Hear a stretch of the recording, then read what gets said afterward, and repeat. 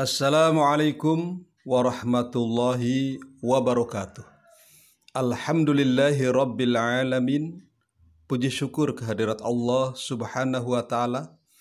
Sholawat dan salam semoga senantiasa tetap tercurah atas junjungan kita Nabi Muhammad sallallahu alaihi wasallam. Para peserta didik yang berbahagia, bagaimana kabar kalian? Semoga semuanya dalam keadaan sehat walafiat. Amin ya rabbal alamin. Sebelum kita melaksanakan pembelajaran, mari kita berdoa terlebih dahulu. Bismillahirrahmanirrahim. Raditu billahi robba wa bil islami dina wa bi Muhammadin nabiyya wa rasula. Rabbi zidni ilman nafi'an warzuqni fahman wasi'an. Amin ya rabbal alamin. Setelah kita berdoa, mari kita mulai pembelajaran ini. Pada pertemuan kali ini kita akan membahas materi beriman kepada Rasul-Rasulullah. Dengan tujuan pembelajaran agar peserta didik meyakini adanya Rasul-Rasulullah dan menunjukkan perilaku baik dan santun sebagai cerminan beriman kepada Rasul-Rasulullah. Namun sebelum masuk dalam pembahasan, ada beberapa pertanyaan sebagai pretest atau tes awal. Silakan nanti dijawab dengan cepat. Pertanyaan pertama, iman kepada Rasul-Rasulullah termasuk rukun iman keberapa? Silakan dicoba untuk menjawab. Baik, yang kedua, sebutkan sifat-sifat wajib bagi Rasul. Silakan mencoba untuk menjawab. Baik. Yang ketiga, apa saja tugas-tugas dari seorang Rasul? Silakan mencoba untuk menjawab. Baik, kita lanjutkan yang keempat. Apa hikmahnya kita mengimani Rasul-Rasulullah?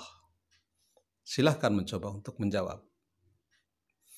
Baik, mungkin ada di antara kalian yang bisa menjawab dengan cepat. Atau ada juga yang lupa-lupa ingat. Yang penting jangan sampai ada yang lupa ingatan ya.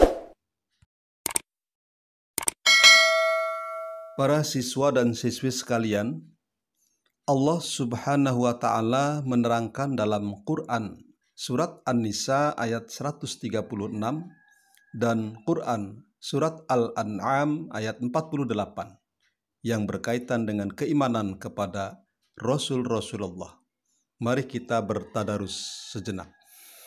A'udzu billahi minasy syaithanir rajim.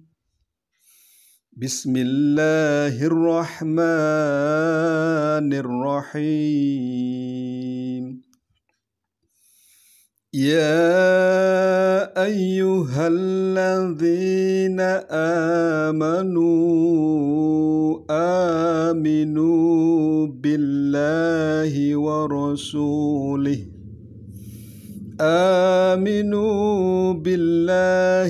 rasulih wal kitabil ladzi nazzala ala rasulihi wal kitab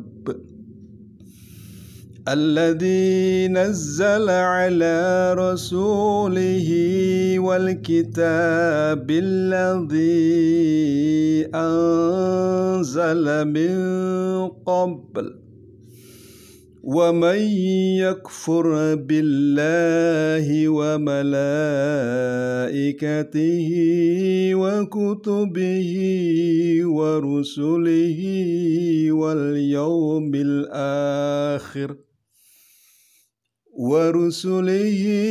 واليوم الآخر فقد ضل ضلالا بعيدا. Shadaqallahul azim. Artinya, wahai orang-orang yang beriman, tetaplah beriman kepada Allah dan Rasul-Nya dan kepada kitab Al-Quran yang diturunkan kepada Rasul-Nya serta kitab yang diturunkan sebelumnya.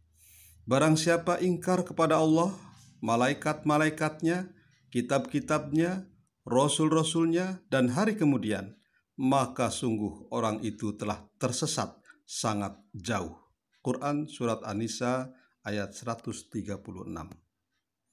A'udzu billahi minasy syaithanir rajim. Wa ma nursilul mursalina illa mubasysyirin wa mundzirin. Faman amana wa aslaha fala khaufun 'alaihim wa la hum yahzanun. Shadaqallahul adzim. Artinya, para rasul yang kami utus itu adalah untuk memberi kabar gembira dan memberi peringatan. Barang siapa beriman dan mengadakan perbaikan, maka tidak ada rasa takut pada mereka dan mereka tidak bersedih hati. Quran Surat Al-An'am ayat 48.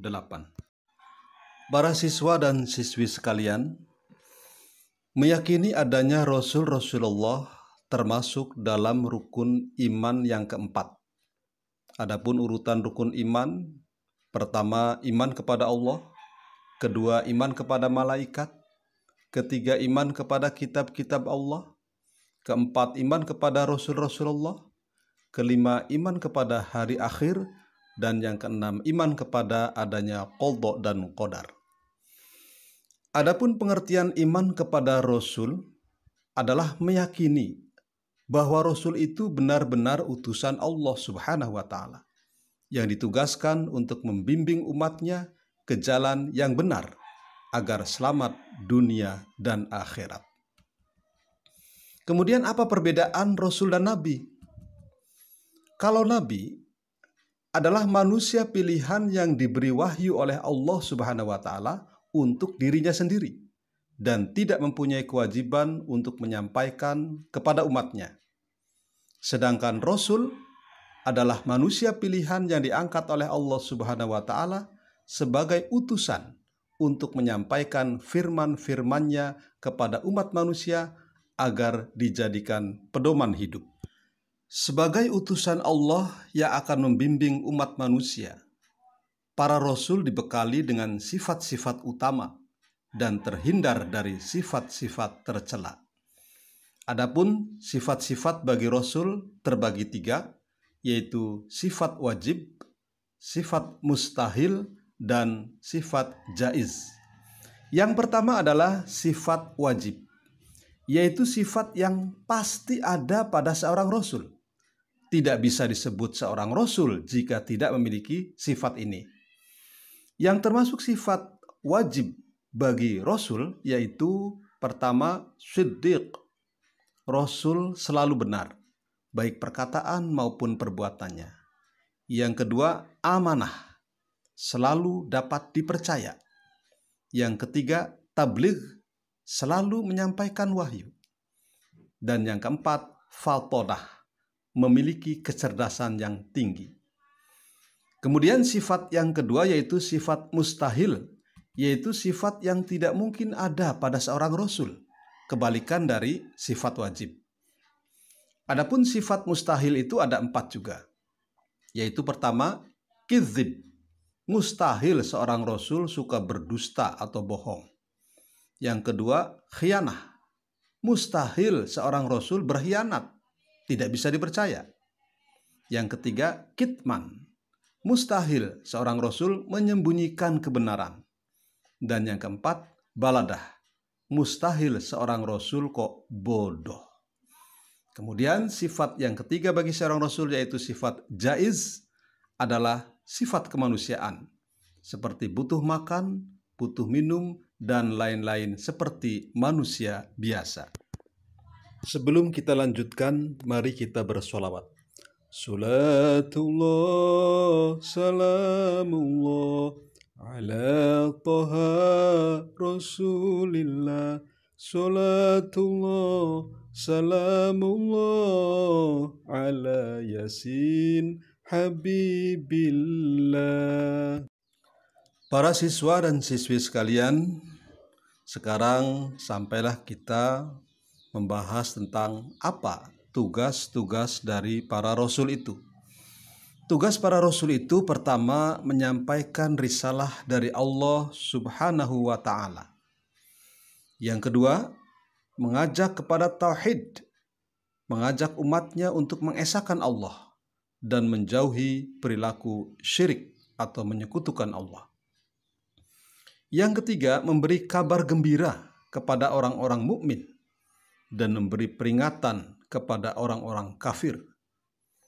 Yang keempat, menunjukkan jalan yang lurus. Yang kelima, membersihkan dan menyucikan jiwa manusia serta mengajarkan mereka kitab dan hikmah. Dan yang keenam, sebagai hujjah bagi manusia. Adapun hikmah dari kita mengimani para rasul, pertama, semakin sempurna iman seseorang. Yang kedua, terdorong untuk menjadikan contoh dalam hidupnya. Yang ketiga, terdorong untuk melakukan perilaku sosial yang baik. Keempat, memiliki teladan dalam hidupnya. Kelima, mencintai para rasul dengan cara mengikuti dan mengamalkan ajarannya. Dan yang keenam, mengetahui hakikat dirinya, bahwa ia diciptakan oleh Allah Subhanahu wa Ta'ala untuk mengabdi kepadanya. Akhirnya sampailah kita kepada kesimpulan. Pertama, Nabi adalah manusia pilihan Allah Subhanahu wa Ta'ala yang diberi wahyu hanya untuk dirinya sendiri. Jumlah Nabi berdasarkan hadis riwayat Ahmad ada 124.000 Nabi. Yang kedua, jumlah Rasul berdasarkan hadis riwayat Ahmad ada 315 Rasul. Yang ketiga, sifat-sifat yang dimiliki Rasul adalah sifat wajib, yaitu siddiq, amanah, tabligh, dan fatonah. Kemudian sifat mustahil, kizib, khianah, kitman, dan baladah. Dan sifat jaiz. Yang keempat, tugas para Rasul adalah mengajarkan tauhid, mengajarkan cara beribadah, menjelaskan hukum-hukum Allah Subhanahu wa Ta'ala dan batasannya bagi manusia, memberi teladan kepada umatnya, dan memperbaiki jiwa manusia. Sebagai tindak lanjut dari pembelajaran kita kali ini, akan diberikan beberapa tugas.